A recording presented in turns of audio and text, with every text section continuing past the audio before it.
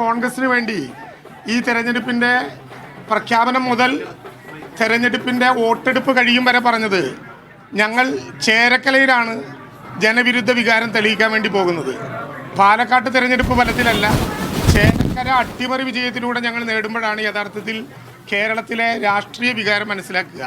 ഇപ്പോൾ മനസ്സിലായല്ലോ, ഈ ചേലക്കര ഇടതുപക്ഷ ജനാധിപത്യ മുന്നണിക്ക് 96-ൽ കൈമാറിയതിന് ശേഷം ഒരു വിധത്തിലും പ്രയാസമില്ലാതെ ഈ മുന്നണിയും മുന്നണിയുടെ നേതാക്കളായിട്ടുള്ള ജനപ്രതിനിധികളും ചേലക്കരയെ കൊണ്ടുപോയതിൻ്റെ നന്ദി രേഖപ്പെടുത്തിക്കൊണ്ട് കേരളത്തിൽ ഇടതുപക്ഷ ജനാധിപത്യ മുന്നണി ഗവൺമെൻറ്റിന് ഒരു വിധത്തിലും ജനവിരുദ്ധ വികാരമില്ല എന്ന് ബോധ്യപ്പെടുത്തി കേരളം ചേലക്കര ഇടതുപക്ഷത്തെ നെഞ്ചോട് ചേർത്ത് പിടിച്ചു. യഥാർത്ഥത്തിൽ ഈ തെരഞ്ഞെടുപ്പിനുള്ള ഒരു വലിയ പ്രത്യേകതയുണ്ടായിരുന്നു.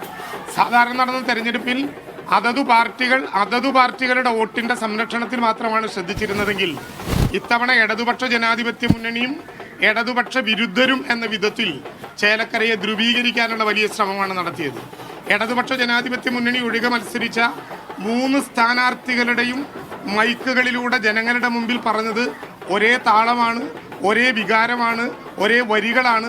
അത് ഇടതുപക്ഷ ജനാധിപത്യ മുന്നണിയെ വ്യക്തിപരമായി കേരളത്തിൻ്റെ മുഖ്യമന്ത്രിയെ തേജോവധം ചെയ്യാനുള്ള നടപടിക്രമങ്ങളാണ്.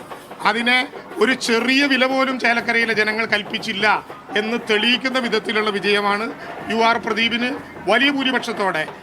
സർക്കാരിനെതിരായിട്ടുള്ള ഒരു ആരോപണവും വിലപ്പോയില്ല എന്നാണ് റവന്യൂ വകുപ്പ് മന്ത്രി കെ രാജൻ, അദ്ദേഹം അവിടെ ഉണ്ടായിരുന്നു, അദ്ദേഹം പറയുന്നത്. എന്തായാലും നഗരസഭയിലെ വോട്ടെണ്ണൽ കഴിയുമ്പോൾ ഒരു കാര്യം പറയണം. കഴിഞ്ഞ ലോക്സഭാ തെരഞ്ഞെടുപ്പിലെ അസംബ്ലി സ്പ്ലിറ്റിൽ നമ്മൾ കാണുന്നത് കഴിഞ്ഞ നഗരസഭയിൽ 16,000 വോട്ടാണ് LDFന് സമാഹരിക്കാൻ കഴിഞ്ഞെങ്കിൽ ഇത്തവണ നഗരസഭ പൂർണ്ണമാകുമ്പോൾ 18,034 വോട്ടുകൾ സരിൻ നേടിയിട്ടുണ്ട്. BJP 28,000 വോട്ടും LDF 18,000 വോട്ടും UDF 33,000 വോട്ടും നേടിയതാണ്.